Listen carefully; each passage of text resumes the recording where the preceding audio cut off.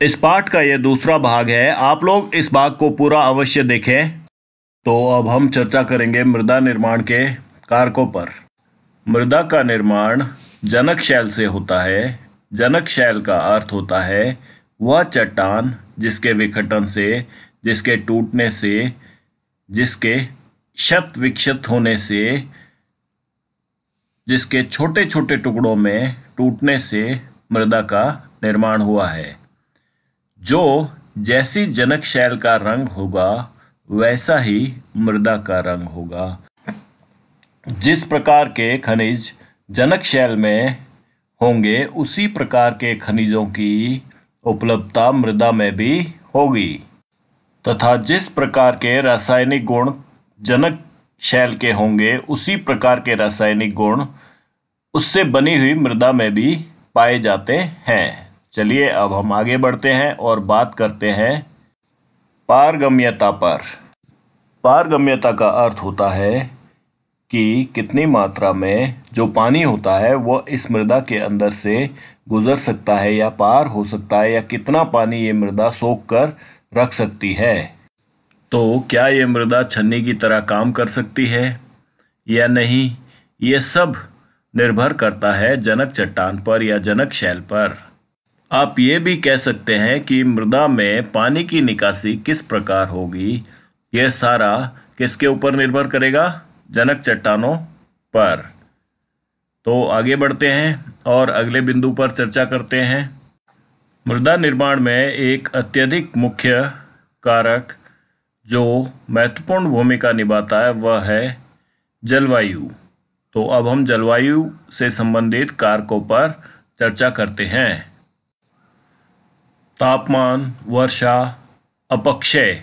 अपक्षय यानी चट्टानों का अपने स्थान पर ही पड़े पड़े टूटना, विघटन होना तापमान के प्रभाव के कारण, तथा ह्यूमस का निर्माण भी मृदा के निर्माण को तीव्र या धीरे करता है।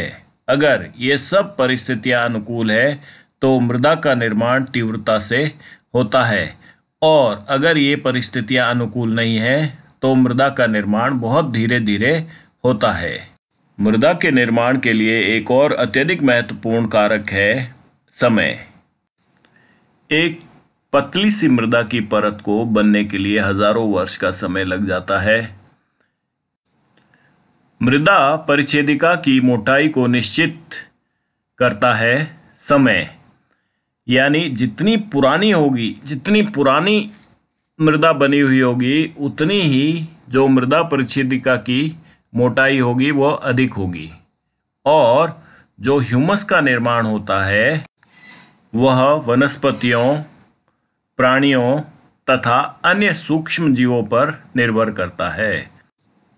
किसी भी मृदा में अगर ह्यूमस अधिक मात्रा में पाया जाता है तो वह मृदा अत्यंत उपजाऊ मानी जाती है और फसल के उगाने के लिए या खेती के लिए बहुत उचित मानी जाती है। चलिए अब अगले बिंदु पर चर्चा करते हैं। उच्चावच, तुंगता और ढाल मृदा के संचयन को प्रभावित करती है, यानी किस स्थान पर मृदा कितनी होगी वह सब इन कारकों पर निर्भर करेगी। कुछ स्थानों पर मृदा बह जाती है तथा कुछ स्थानों पर मृदा इकट्ठा होकर रहती है। इसको प्रभावित करने वाले कारकों के साथ साथ वनस्पति भी महत्वपूर्ण भूमिका निभाती है। मृदा के निर्माण की प्रक्रिया बहुत ही धीमी है, अर्थात एक मृदा की पतली सी परत बनने के लिए हजारों वर्ष का समय लग जाता है। अलग अलग स्थानों पर अलग अलग प्रकार की मृदा का निर्माण होता है, और मृदा का जो निर्माण होने में समय लगता है वो भी अलग अलग स्थानों पर अलग अलग समय लगता है। मृदा का निम्नीकरण अपर्दन होने से तथा बार बार खेती एक ही स्थान पर किए जाने से होता है। मृदा की गुणवत्ता में कमी आना ही मृदा का निम्नीकरण है। मान लीजिए किसी स्थान पर मृदा पहले बहुत उपजाऊ थी और किन्हीं कारणोंवश वह मृदा अनउपजाऊ हो गई तथा उस पर अब उपज कम हो रही है, तो हम यह कह सकते हैं कि उस स्थान की मृदा का निम्नीकरण हुआ है। मृदा में प्राकृतिक रूप से उपलब्ध बहुत सारे जैव पदार्थ होते हैं और इन जैव पदार्थों की कई बार कमी हो जाती है। मृदा में कई प्रकार के रासायनिक कीटनाशकों का बार बार प्रयोग होता है, इनसे भी मृदा का निम्नीकरण हो जाता है। बार बार पानी का इस्तेमाल मृदा में जलाक्रांतता की समस्या पैदा करता है और इससे मृदा पानी को सोखना बंद कर देती है। कई बार क्या होता है, मृदा में लवणों की मात्रा बढ़ जाती है, नमक की मात्रा बढ़ जाती है और ये भी बार बार खेती करने का परिणाम है और इससे भी मृदा का निम्नीकरण हो जाता है। ये सारी समस्या मनुष्य द्वारा पैदा की गई है। मृदा का उपयोग तो ठीक है, पर मृदा का दोहन गलत है। मनुष्य द्वारा ये दोहन किया जा रहा है और इससे मृदा की गुणवत्ता में कमी आई है और इन सब कारणों से ही मृदा का निम्नीकरण हो रहा है। मनुष्य के द्वारा जो वनों को काटा जा रहा है, ये भी एक कारक है जिससे मृदा का निम्नीकरण हो रहा है। जो प्राकृतिक रूप से वनस्पति का जो आवरण है, इसको मनुष्य द्वारा अपने लालच के लिए हटाया जा रहा है, तो इससे भी मृदा का निम्नीकरण हो रहा है। कीटनाशकों का अधिक उपयोग, भूस्खलन, बाढ़ आदि से मृदा खराब हो जाती है या इसकी गुणवत्ता में कमी आ जाती है। इसी को मृदा का निम्नीकरण कहते हैं। मैं पहले भी आप लोगों को समझा चुका हूँ। मृदा को बचाना अत्यधिक आवश्यक है। अगर मनुष्य ने मृदा को बचाने के उपाय शीघ्र ही नहीं शुरू किए तो मनुष्य का इस पृथ्वी पर रहना असंभव हो जाएगा। मृदा की गुणवत्ता में कमी ना आए, इसके लिए हमें बहुत सारे प्रयास करने पड़ेंगे और मृदा को संरक्षित करना पड़ेगा। जो मनुष्य के द्वारा मृदा का दोहन किया गया है तथा प्राकृतिक रूप से भी जो मृदा को नुकसान पहुंचता है, उन सब कारकों को ध्यान में रखते हुए मृदा के लिए हमें उचित प्रबंधन करना आवश्यक है और वह प्रबंधन इस प्रकार से होना चाहिए कि प्रकृति के साथ सामंजस्य बैठाकर होना चाहिए ताकि प्रकृति को नुकसान कम से कम पहुंचे। और इसी को हम मृदा का संरक्षण कहते हैं। मृदा को बचाना, मृदा जिस स्थिति में हमारे पूर्वजों ने या हमारी पिछली पीढ़ी ने हमें दी है, उसी स्थिति में हमें पृथ्वी पर सारी मृदा को रखना है और इसी को हम मृदा संरक्षण कहते हैं। अब मैं आपको मृदा संरक्षण के अलग अलग उपाय समझाऊंगा। तो सबसे पहला मृदा संरक्षण का उपाय है रक्षक मेखलाएं। ऐसे इलाके, ऐसे प्रदेश जो शुष्क है, जहां पर वातावरण में नमी की कमी है, तथा समुद्र के किनारे वाले इलाकों में जहां पर हवा बहुत अधिक तेज गति से चलती है और इस गति के कारण बहुत सारी मृदा को हवा क्या करती है, उड़ा देती है। ठीक है, ये जो हवा के द्वारा मृदा को उड़ाना है, ये रेगिस्तान में बहुत होता है। इस समस्या को रोकने के लिए तथा पवन की गति को कम करने के लिए खेतों के चारों ओर पेड़ उगा दिए जाते हैं। खेतों की मेड़ पर चारों ओर पेड़ लगा दिए जाते हैं और जब ये पेड़ बड़े हो जाते हैं तो ये हवा की गति को कम कर देते हैं। हवा की गति कम हो जाने के कारण मृदा की जो परत है उसको ये हवा उड़ाकर नहीं ले जा पाती और उस स्थान पर मृदा का संरक्षण हो जाता है। मृदा के निम्नीकरण को रोकने का अगला उपाय है मल्च बनाना।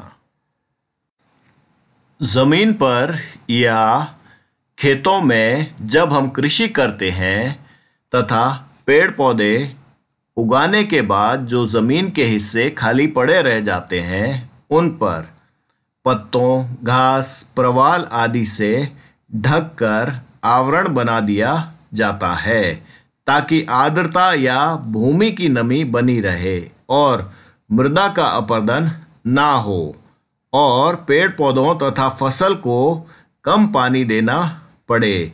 इस विधि से हम मृदा का जो निम्नीकरण है वह बहुत आसानी से रोक सकते हैं तथा मृदा को संरक्षित कर सकते हैं। अब अगला उपाय है वेदिका कृषि। वेदिका कृषि पहाड़ी क्षेत्रों में की जाती है।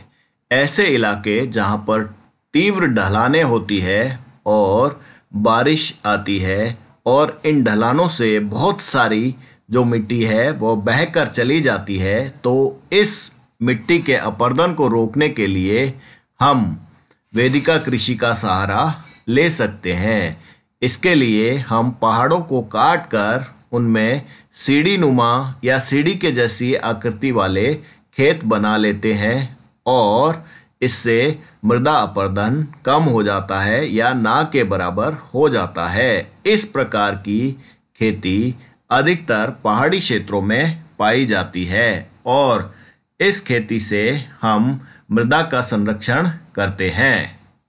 मृदा संरक्षण का जो अगला उपाय है वह है समुच्चय रेखीय जुताई। ये भी पहाड़ी क्षेत्रों में की जाती है। पहाड़ी क्षेत्रों में समुच्चय रेखाओं के समानांतर जुताई करनी चाहिए।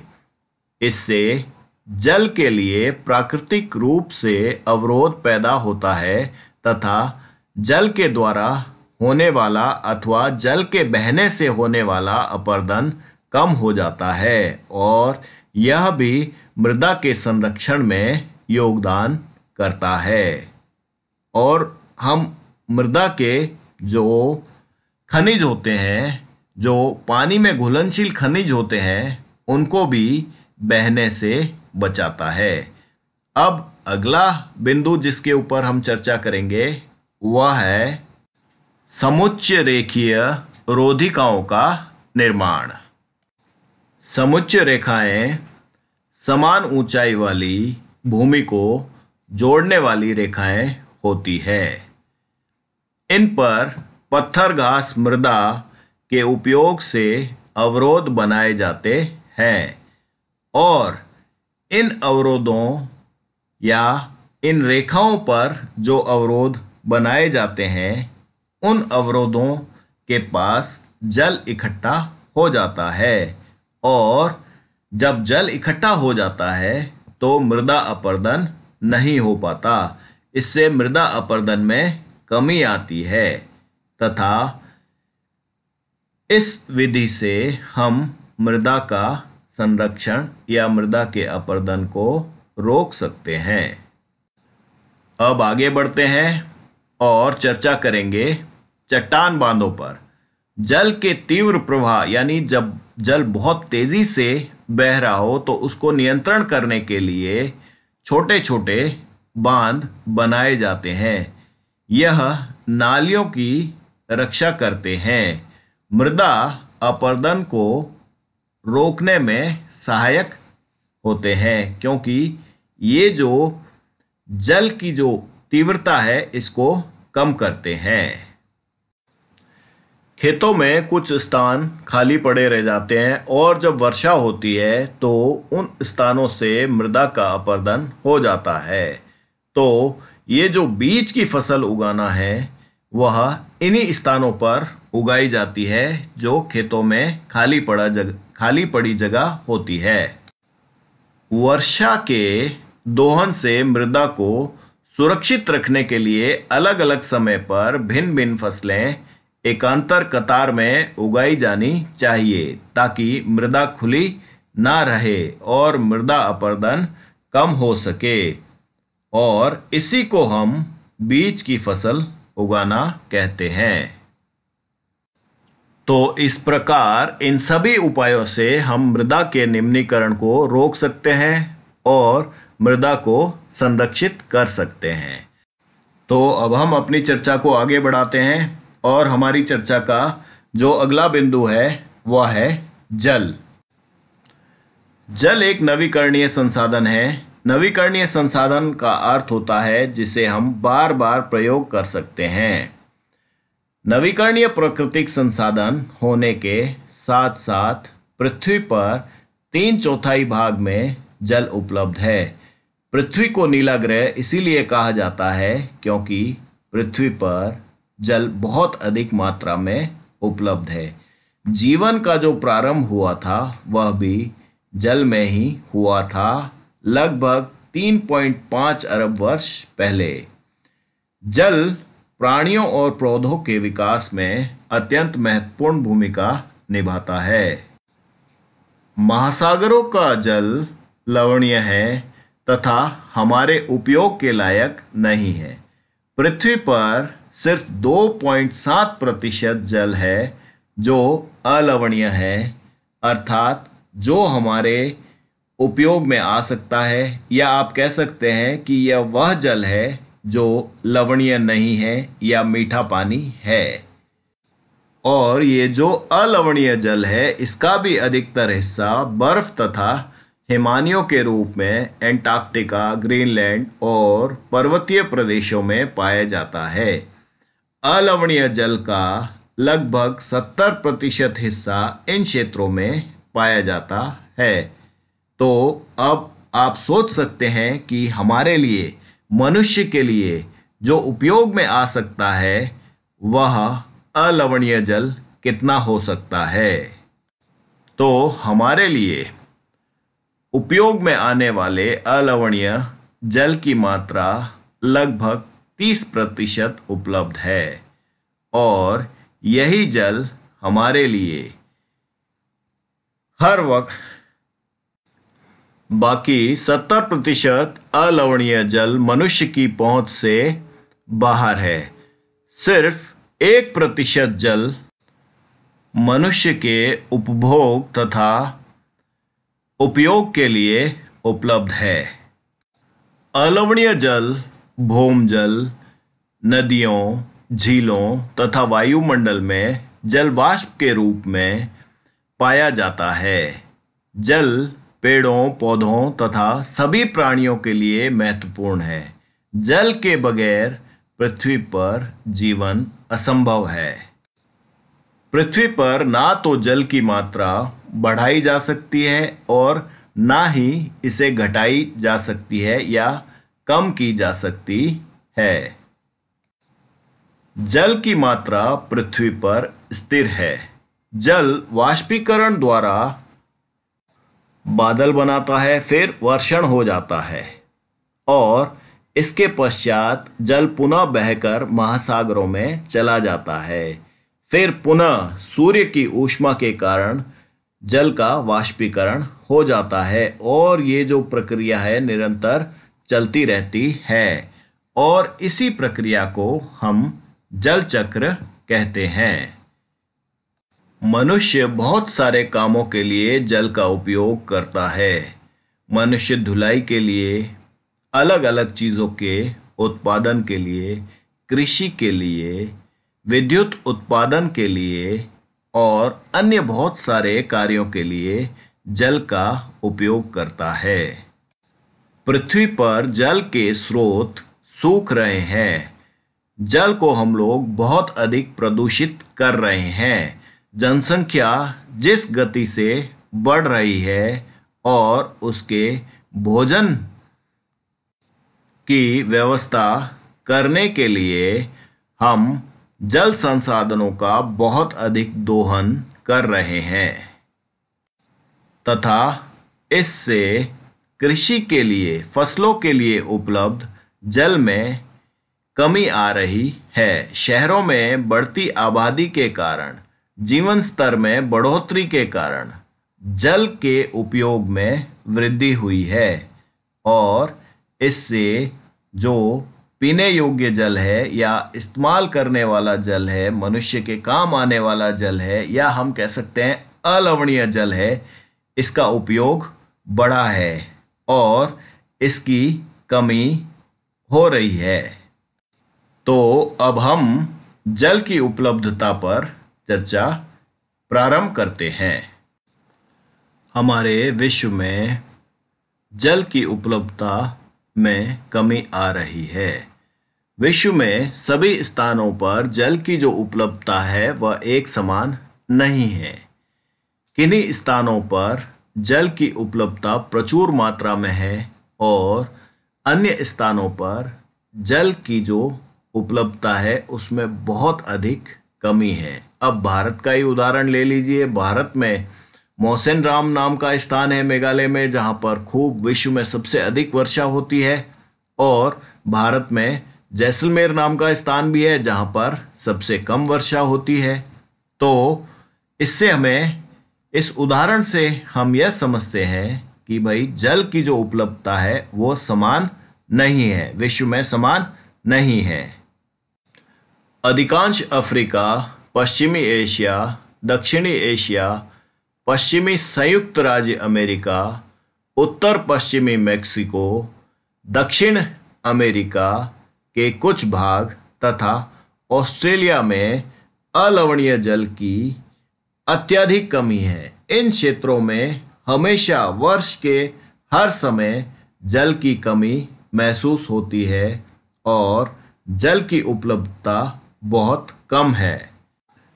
ये इलाके, या आप कह सकते हैं ये स्थान या ये देश, उन स्थानों पर बसे हुए हैं जहाँ पर ज़्यादातर कम वर्षण होता है और सूखा पड़ता है और जल की कमी एक बहुत बड़ी समस्या है। मौसमी अथवा हर वर्ष होने वाली वर्षा में विभिन्नता पाई जाती है और ये विभिन्नता ही कारण है कि कई स्थानों पर प्रचुर मात्रा में जल उपलब्ध होता है और कुछ स्थानों पर जल की मात्रा में कमी पाई जाती है। तो इसलिए इस जल की उपलब्धता में विभिन्नता पाई जाने के कारण ही हम लोगों को जल को संरक्षित करके रखना चाहिए। जल को सतर्कता से इस्तेमाल करना चाहिए, या जल का जो प्रयोग हम करते हैं इसको बुद्धिमानी से करना चाहिए और जल का संरक्षण करना आवश्यक है। तो इसी के साथ इस पाठ का हमारा दूसरा भाग समाप्त होता है और शीघ्र ही आप सबके पास तीसरा भाग प्रस्तुत करने की कोशिश करूंगा। धन्यवाद।